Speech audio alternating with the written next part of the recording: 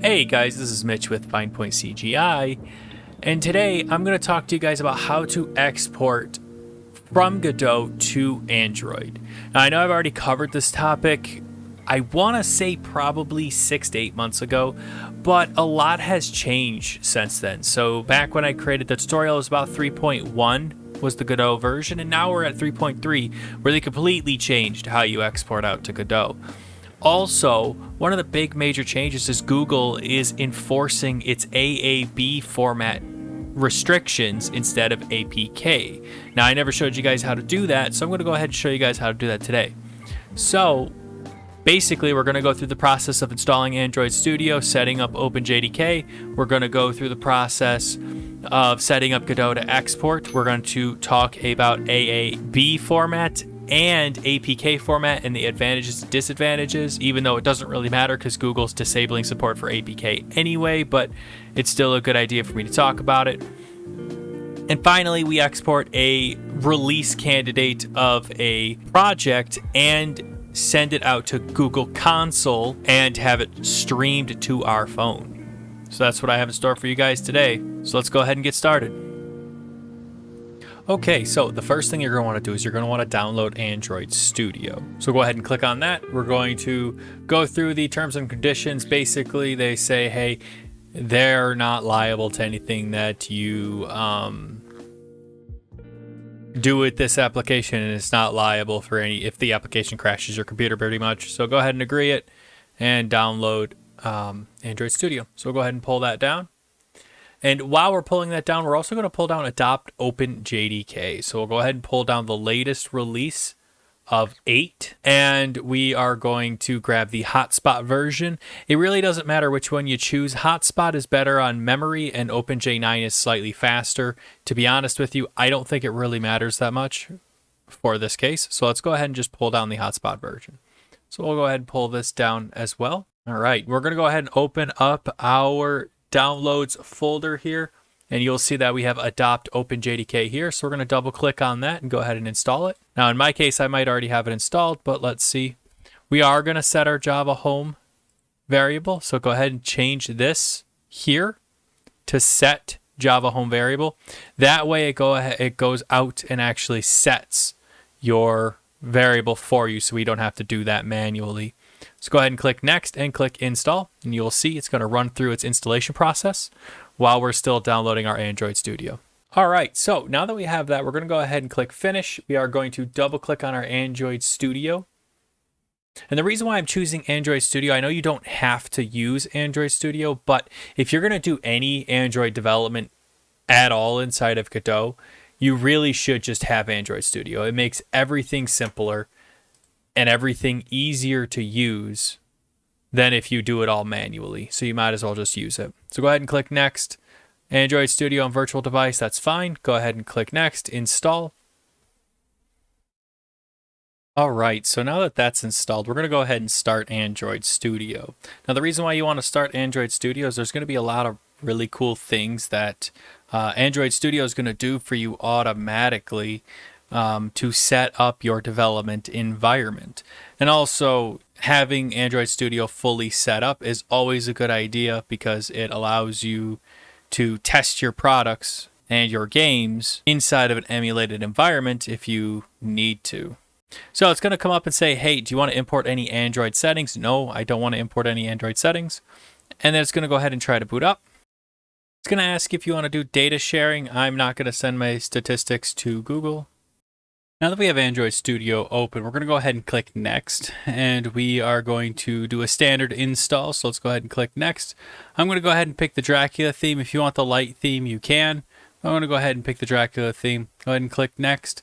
And these are the things that are going to get installed. So we're going to have stuff like Android emulators, a SDK build tools, SDK platform, the Google Atom or Intel Atom image, and the SDK patcher and things like that. So let's go ahead and hit finish, and it'll go ahead and download our components. So I'll see you guys in a moment. Okay, so now that the installation and the downloading is completed, we'll go ahead and hit finish. And then you'll see that we have Android Studio here, so that's perfect.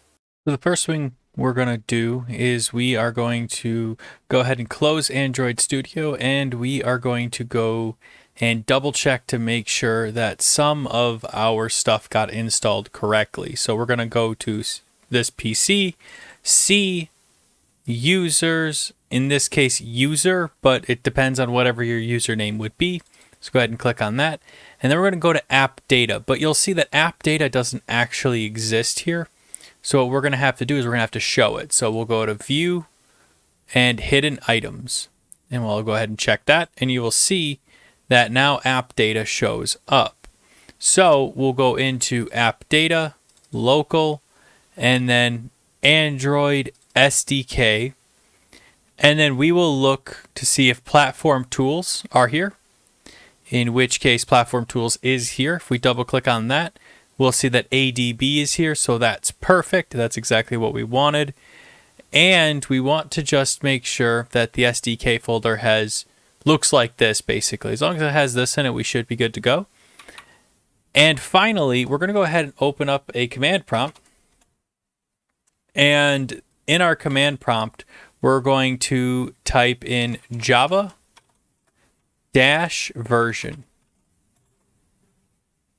All right, so if it says OpenJDK version 1.8, then we are good to go. So at this point, we're good to go ahead and open up Godot. Okay, so now that we're in Godot, what we're going to do is we're going to go ahead and create a quick user interface. We're going to right click, add a child node, and we are going to add in a button. And we'll make that just a touch bit bigger, something, I don't know, probably pretty large, about that big. Now we don't need to do this, but I'm doing this just to show you the final result, so you guys don't have to follow this part.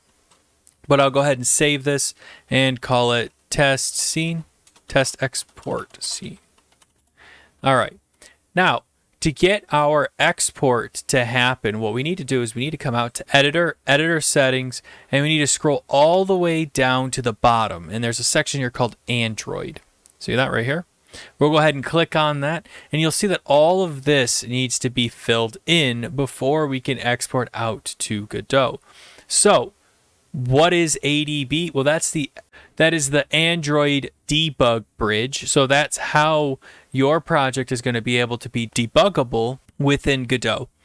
Jar signer is what is going to go ahead and sign any of your Java script, or I guess I should say script, but Java code, and it's what's going to actually sign your APK. Debug keystore is your actual key store that we're going to have to generate so that we can go ahead and export this out for our phones. Debug keystore is used so that you can export it out to your phone as a debug APK or AAR file. Debug keystore user is your Android user that you generated with your debug keystore. Debug keystore pass is going to be the same thing, but the password for your keystore. These two should default to the ones that are here. If they're not, just go ahead and throw them in like this. Custom SDK build path is actually your SDK path. So you can see you have Android SDK path and custom build SDK path.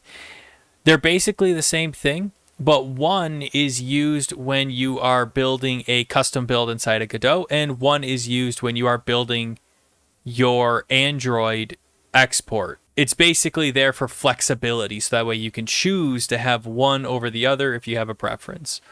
Now, in my case, they're both going to be the same. So let's first start with ADB. So let's go ahead and go to this PC. I'll come right over here. We'll come down here, and we are going to go to C, users, your name, and then since we turned on our hidden items here, we can just come down here to app data, double click on that, go to local, go to Android, which is right here, SDK, platform tools, and then go ahead and find your adb.exe. It's right here. So I'm just going to go ahead and copy all of that. I'm going to paste this /adb.exe. And you want to make sure that it matches this right here, which it does. So we're good there. Now, our jar signer. Now, this one is our Adopt OpenJDK JDK jar signer. So where we need to go is we need to open up our folder here. We're going to go to C.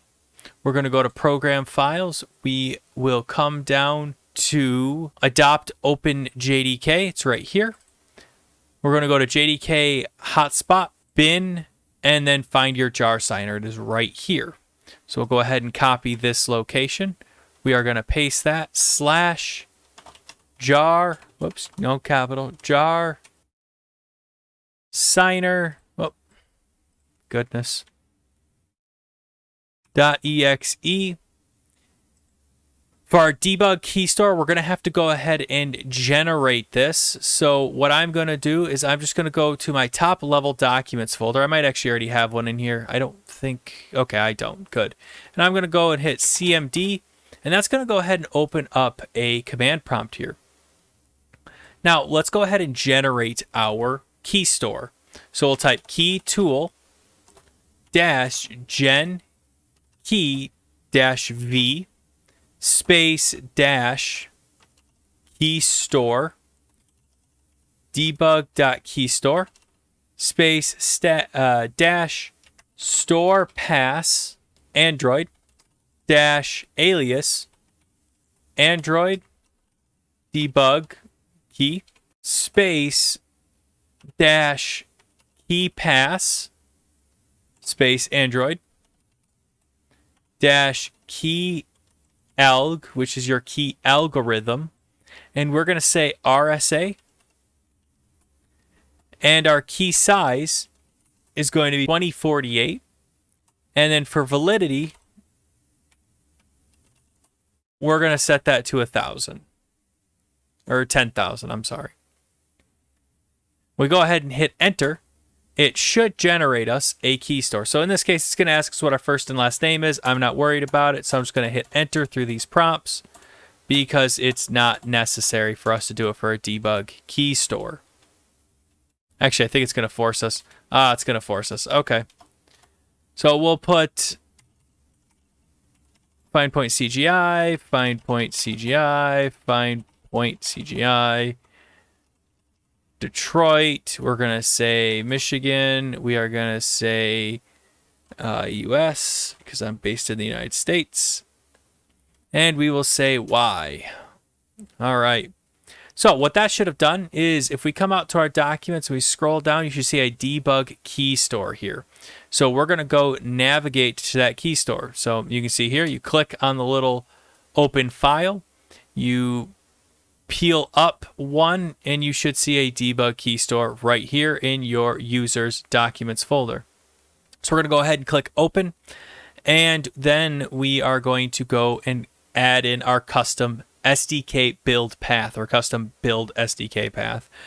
Now, you don't have to have this if you're not doing custom building, but if you're doing anything in Android, you might as well set it up. So there's no sense in not setting it up. So what we're going to do is we will go out to our file browser here. We will go out to C, users, your username, app data, local, Android, where is it? Android, SDK, and then we're going to go ahead and just copy that location. We'll paste it here, and we will paste it here as well. That way it is in the same spot for both of them. So now if we did everything correctly, we should be able to hit close, go to project, export, add Android, and then we should just be able to export our project out as an APK. So let's go ahead and click save, and it's going to go ahead and attempt to export. So let's see what happens. And you will see that the build was successful. If we go back out to that folder, you'll notice that the timestamp has changed to my current time, so 12:55. That's perfect. That's exactly what we wanted. So now let's go ahead and export it out into an AAB file. So to do that, you go to your export menu, you go to export format right here, and you change your export APK to export AAB format. So what's the difference between an APK and an AAB? A APK is an application or an Android package format, which is your entire project packaged into an executable, if you will. Whereas an AAB is an Android app bundle. Now, this was released back in about 2018 or so, and it's a very streamlined version of what an APK is. So one of the big things about AABs is they're about 15% smaller. So they're a smaller object, which is good news. One of the other really cool things is it can handle Google Play feature delivery, which basically gives you the ability to customize which features are delivered to which devices. And you can actually say, hey, install this section versus this section, depending on the type of phone they have. And finally, one of the other huge reasons to support this is Google, starting in August of this year, which is 2021, is going to require everybody to move over to their AAB format. So whether you like the format or otherwise, we're going to need to use it anyway. So to export it, click AAB, export project, and we can do AAB, and we'll go ahead and export this out. And it should be pretty quick. So we'll go ahead and export that out. You'll see it's successful. And if I go ahead and I open up my Android export, you will see that the two files are there. Now, that's how you export out an AAB file. Now let's talk about some of the export options here inside of Godot. So we have some custom templates. Now, you probably will not use these, but custom templates are used for custom exporting templates. So for instance, if you were to say, hey, I only want to export out Godot without its 3D engine attached, you could do that by compiling your own custom template. I do have a video on this, I'm pretty sure, and I'll link it in the description if you guys want to check it out. Custom build is used whenever you're using custom elements or exporting in AAB format, which in this case we are. Export format is used to export out an APK or an AAB file. Architectures are what architecture your application supports. In my case, I have it set to the 7A and 8A formats. Keystore is if you're using a custom keystore. In this case, we're not, but it will. And if you don't specify it, it will actually go ahead and just use your current debug one. If you're doing a release, you would set your release key stores here. And you would just say, yep, this is my key store, here's my user, here's my password, and it would go ahead and sign it with your release key store. One-click deploy, all this does is it allows you to basically delete your previous install whenever you click on the one-click deploy, which if you have your phone plugged in, it'll come up here. It'll show a little Android icon. I usually have this off. Version code is the version that Google reads to determine if this is a new APK.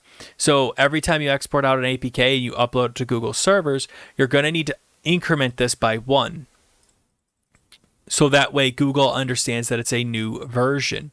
Now for name, this is just a version number for you to keep track of so that people can see in your change logs what kind of changes they are. For instance, standard software development versioning is major release, as in new features that are breaking, is your first digit. Minor releases that add new features is your second digit. And then finally, bug fixes are your third digit. So that's just something to keep in mind. Package unique name is the name of your project when it gets generated out. So this is actually a unique name for when you upload it to your Google Play Store. So for instance, normally people say org or com, org for organization or com for commercial, dot, in my case, I'd say find point CGI dot whatever my application or game name would be. Signed, if I want the application to be signed, you always want the application to be signed. Launcher icons is your application's launch icon. So if you change this, it should show up on your phone with that icon. Adaptive foreground and adaptive background are for when you click on the app, it pops up with that background or foreground. Graphics, this is just asking if you want the 32-bit frame buffer or if you don't. For graphic heavy applications, it's really useful. For non-graphic heavy applications, it can be a little bit of a performance drag, so that's something to keep in mind. OpenGL debug, this is just for debugging the OpenGL renderer, so you probably will never use this. XR mode is if you are doing VR. Degrees of freedom is if you are using the gyroscope. Hand tracking is, well, I guess degrees of freedom is if you're using VR and it's using the gyroscope to determine motion. Hand tracking is if you are requiring a hand tracking sensor on your application. Focus awareness basically allows you to see if the application has focus or not. So if it's open or not. And that is useful only in VR mode. Screen immersive mode, if you want to show or hide your top bar on your Android app. Support small, normal, large, or extra large is the screen sizes. So small is like 4 inches. Normal, I believe, is 5.2 to 5.5, I think. Large is like 6, and extra large is like bigger than 6, so like tablets and stuff. Command line args is if you have any build arguments you want to run. APK expansion. Honestly, I've never really used this, but basically, from what I understand, is if you want to expand your APK with different salts or public keys and things like that. So if you want to have like special encryption. Permissions is all of the permissions that your application could possibly need. So for instance, if you needed to get your location, you can pull the access, find, and course location here. So if you need to pull like the user location, this would be how you would go about it. And there's a lot of them. And there also is a section for custom in case you want to have custom versions of them right here. You can actually just add in your own. Resources is how you export. So export all resources will export all the resources in this RES file. Exported selected scenes and dependencies means only the selected scenes that are in here will get exported and its dependencies instead of all of them. So if you have like test scenes and you don't want them in the final product, that's how you would do it. Export selected resources means you would only export the resources. So instead of saying, hey, this scene automatically has all of these resources, you can just pull the resources you specifically need. If you want to filter out resources, this is how you would do it. And if you wanted to filter in resources, you would do it this way as well. Features, you'll probably never use it, but basically, in this case, as you can see, it's saying this is an Android. It supports ARM, it supports etc2, and it's a mobile app. You can add in additional comma-separated features, but that's beyond the purview of this tutorial. Finally, script. Now, script allows you to export your application with compiled scripts, text script, or encrypted scripts.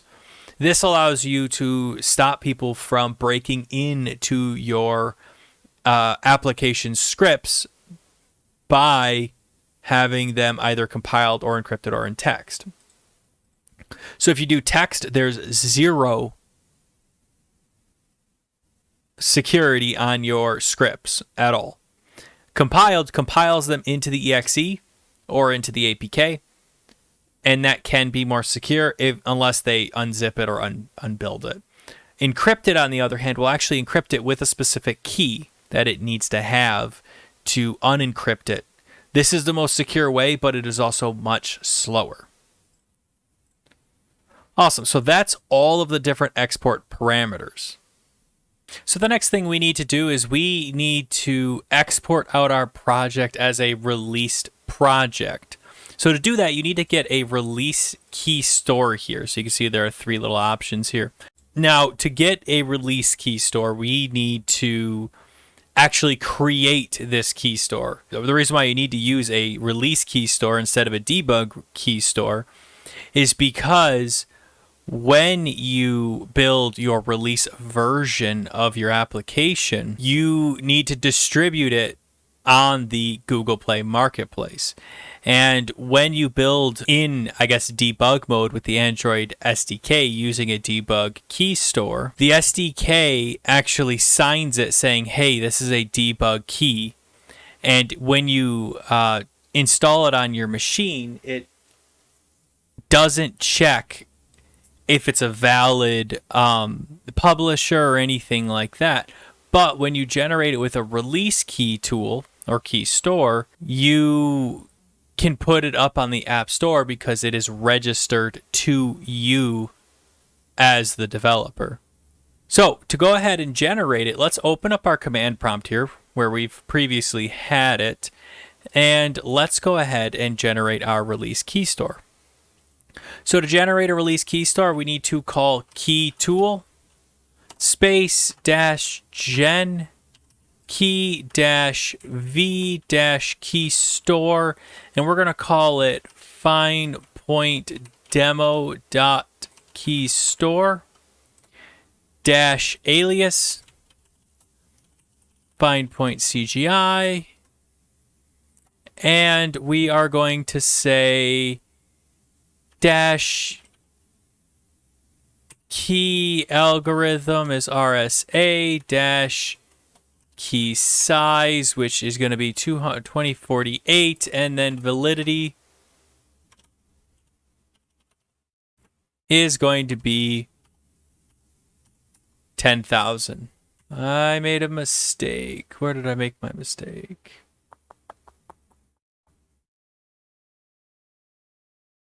I spelled key wrong. I knew I did something wrong here.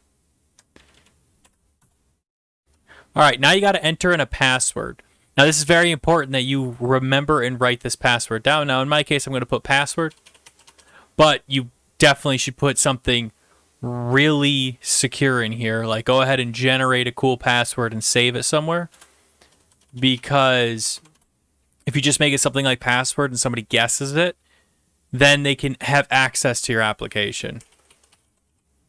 So for first and last name, I'm going to say find point CGI. For name of organization, city, I'm out here in Detroit, Michigan, United States. Yes.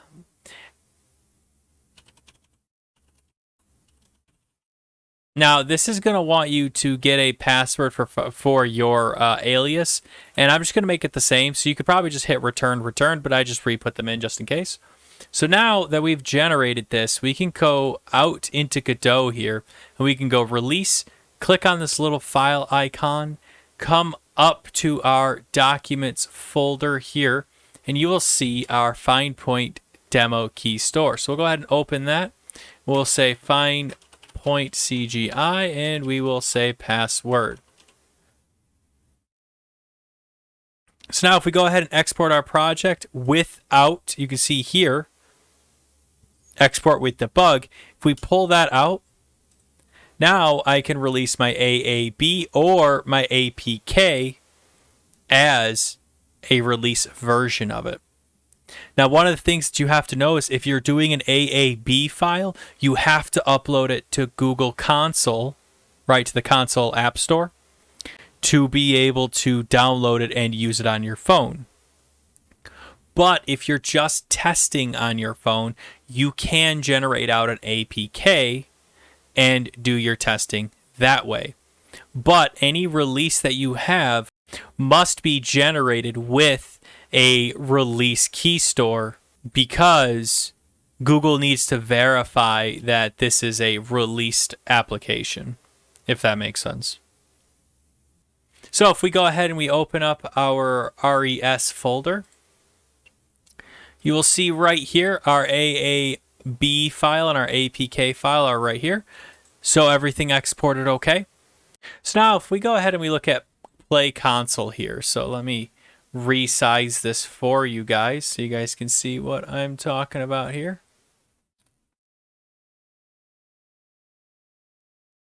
So you can see a bunch of my apps that I've built over the time as I've been doing like tests and things like that. But if I go ahead and I create an app and I call it export demo AAR, let's say app, it's free. Yep, it's fine. Just let me upload my stuff. So it's going to go ahead and load my Google Play console. And I am going to release my app early without testing review. Now, I already have an email list. You probably don't, so you can go ahead and click Create Email List. But in my case, I already have one. And we are going to go ahead and save our changes. We're going to go to Releases. We're going to create a release. And then we are going to continue on Play App Signing. And you will see down here it says, hey, drop app bundles here to upload. Now, this is where your AAB comes in handy right here. If you drag this in here, it will upload it. All right, so now that it's been uploaded, I'm just going to call release name 1 is fine, save it, and then I'm going to review my release, and I am going to see I have a few warnings here saying, hey, your app bundle has this extra data in it. That's not a big deal. Let's go ahead and roll it out. So click on Start Rollout for internal testing here. So if you click that, you click Rollout. That will allow you to go ahead and download this application. So now if you come to testers and you go to copy link here, and then you open up a new tab and you paste it, it will say, hey, you've been invited to work on this FindPoint CG. I'm missing the I, but that's okay. Android export AAB unreviewed. Yeah, I'm going to go ahead and accept that invite. I'm totally on board with my own application. It says, hey, you are ready to download it on Google Play. So I'm going to go ahead and click on download, and you will see that there is a org.findpointcg because I made a mistake. And then we'll go ahead and click install. And it's going to get sent over to my Google Pixel 3. And then you're going to have to log in. Now, I've already blocked this out for you guys, but just go ahead and log in with your Google account. And then it's going to say, hey, it will be installed on your device soon.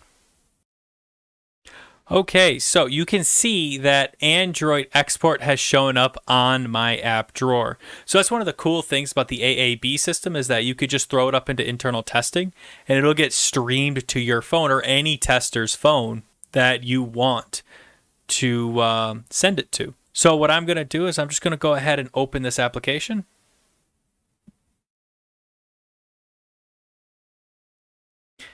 And you will see that the application has crashed. And the reason why is we never set our scene to be the correct scene. So if I hit this little play button, you'll see, hey, no main scene has been defined. Would you like to select one? Yes. I want to select my test export scene. So now that I've done that, if I go to project export and I increment my code to 2, I export out my project and I export out my AAB file.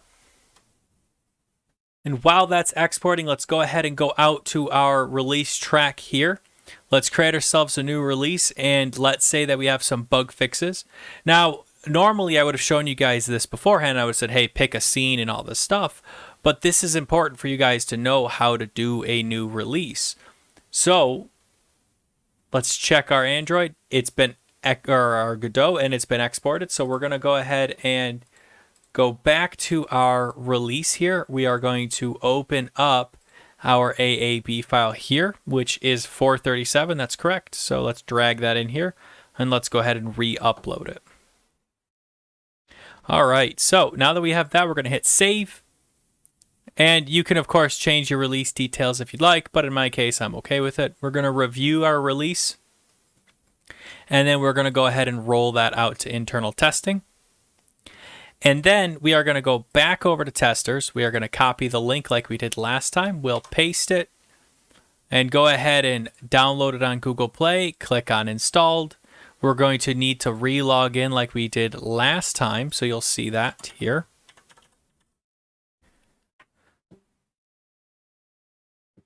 And it's going to say, hey, it will be installed on your device soon. So now at this point, we're just going to wait for a few minutes and then we will reopen up our Android export demo. And now that it's on my phone, we'll go ahead and hit Android export and you will see everything pops up like we had. So we have the button up here and we have everything that we were looking for. So that's really all I have for you guys today. So we went over how to set up your Android dev environment. So we installed Android Studio, installed OpenJDK. We set up Godot to go ahead and export out to Android. We set up our scene a little bit. We also showed how to export through AAB format. And we did an APK format export as well. And we talked about the advantages and disadvantages of both different exporting formats. We also talked about how Google is going to disable support for APK files. So we're going to be moving to the AAB format regardless. Finally, we exported this out to our phone and created a small tester app or release track for our Google console. And we verified the results on our phone.